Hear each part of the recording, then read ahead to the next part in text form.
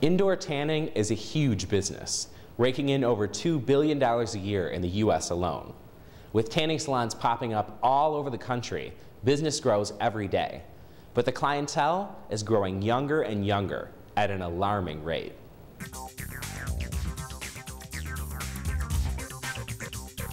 So the younger girls, maybe in their mid-teens, early 20s, that are coming in to me and they've got, freckles, sunspots, they're starting to see lines and wrinkles. This is just the tip of the iceberg. Because they don't see damage now doesn't mean that it's not being stored.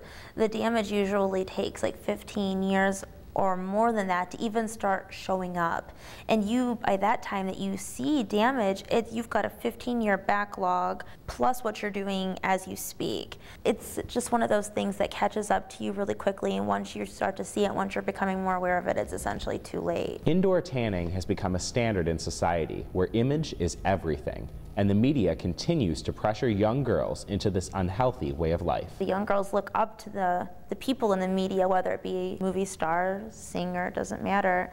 They look up to that as what they should look like, and they judge themselves by what they see on television, and they want to look that way too. And I certainly did it when I was younger. I put myself in the position of all the young girls right now that are tanning. I wanted to look darker. I thought I looked better. I felt like I looked thinner. And, gosh, there's such a pressure to be thin these days. The tanning industry also uses myths about UV exposure to lure in young girls.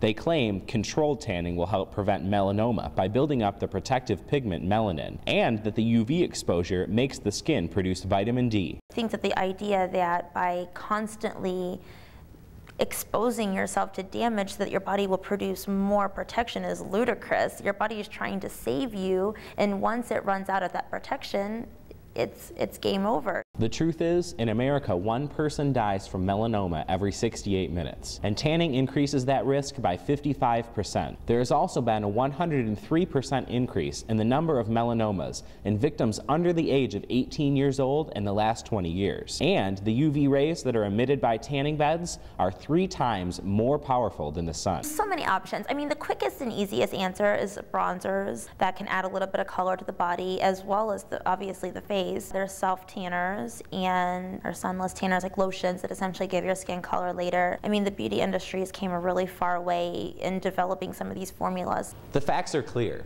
Indoor tanning causes irreversible damage to your skin. Damage that may not show itself for years and could even lead to cancer. The industry, the media, and society all play a role in encouraging this destructive behavior. But regardless of where you place the blame, the results are still the same. So the next time you drive past a tanning salon, ask yourself this question: is it worth it? For the Specs Howard School of Broadcast Arts, I'm Phil Berquest.